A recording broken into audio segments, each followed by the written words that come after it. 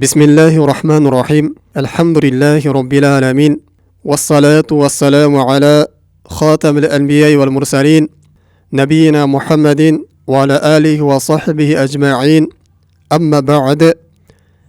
Hurmatly musulman bir tuğanım, tahajjud namazının soğuğuna teң bola turgan amallar turалы сүйлөшүп жатабыз. Бүгүнкү токтолуп өтүүчү темабыз бул arba'u rak'atin qabla salati zuhur. Peşim namazından aldыңкы 4 rekat sünnötü. Peşimdin 4 rekat sünnötü bul dagы tahajjud namazına teң bola turgan namaz. Kim ушул намазды окуй турган болсо, tahajjud namazının соопторуна ээ болот. Пайгамбарыбыз саллаллаху алейхи ва саллям айтат: "Arba'u rak'atin qabla zuhri i'adilna bi salati sahar." Peşimden aldыңкы 4 rekat namaz bul tahajjud namazına barabar namaz.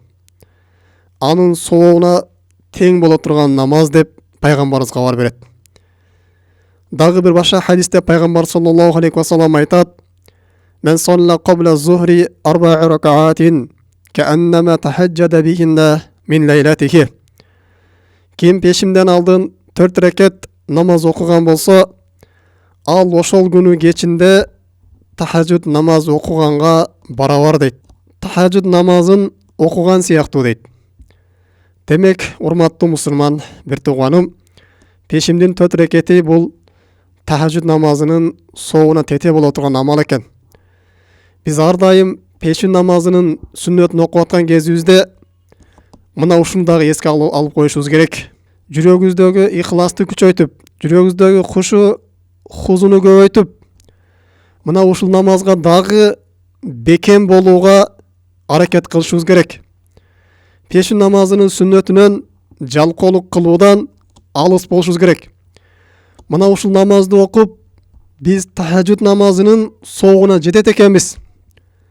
Кимде ким tahajjud намазы окуп жүргөн болсо, tahajjud намазын окуп аткан болсо, tahajjud намазын соогун алып, аны менен биргеликте дагы peşin намаз сүннөтүн окуп, дагы tahajjud намаз окуду дегендин соогуна ээ болот экен.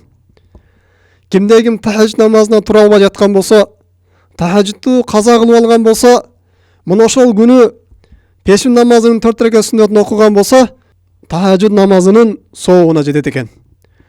Ошондуктан биз буга бекем болушубуз керек. Дагы буга далил сахабалардын иш аракетинен Абдуллах ибн Мас'уд yusalli ba'da zawali 8 rak'atin дейт.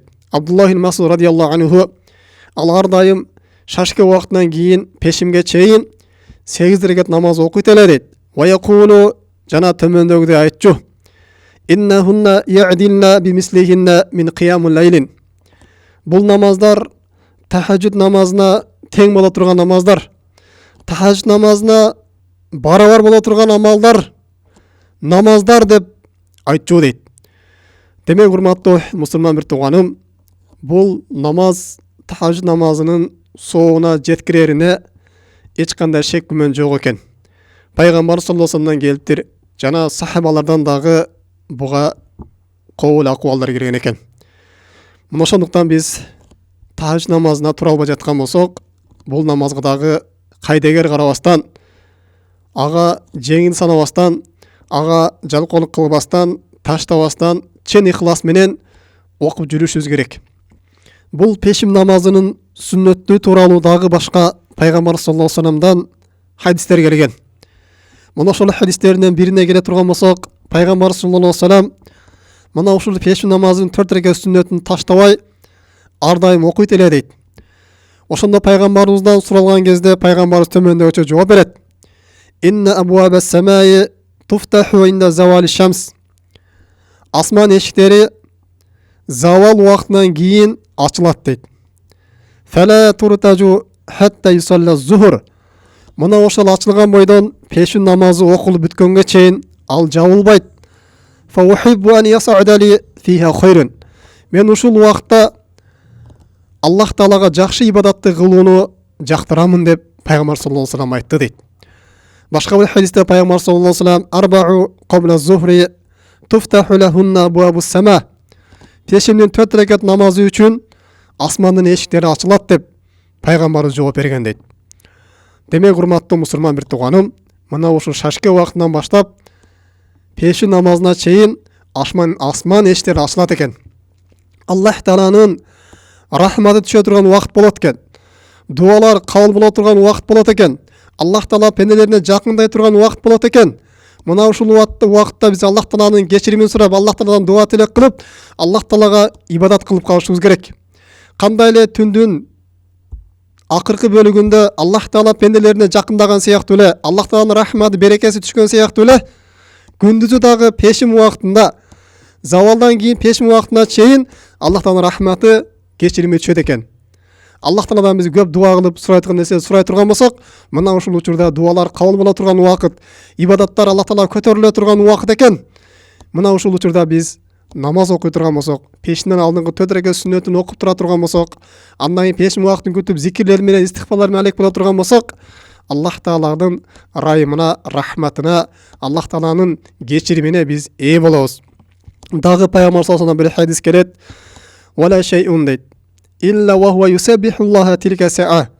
Мына ушул убакытта, шашки убактынан баштап пешим убактына чейин жер бетинде кандай жандык болбосун, Аллах Таалага тасбих айтышат дейт. Аллах Тааланы арулашат, макташат деп пайгамбар саллаллаху алейхи ва саллям мына ушул намаздын дагы убакыты мына ушундай, мына ушул намаздын дагы фазилетин мына ушундай баяндап берет.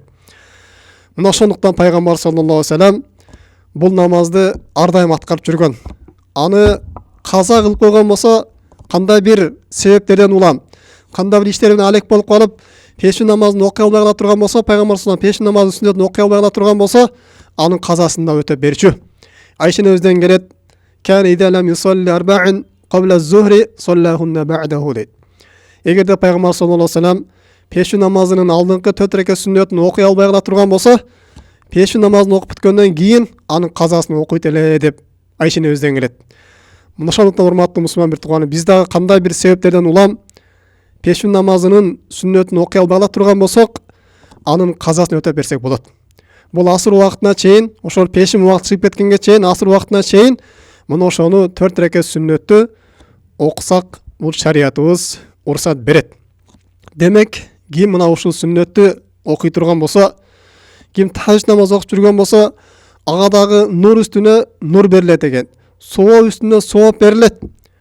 Ал эми кимде ким тахажжуд намазын окуй албай кыйналып жаткан болсо, ага тура албай жаткан болсо, кандай бир себептерден улам тахажжуд намазын каза кылып алган болсо, анын ордуна пешин намазын 4 рекет сүннөтүн окуй турган болсо, ага кайдыгер карабастан, ага жеңил санабастан, ага дагы бекем боло турган болсо, мына ошол күнү ага тахажжуд намазын окуду деген сооп жазылат экен, соопко ээ болот экен.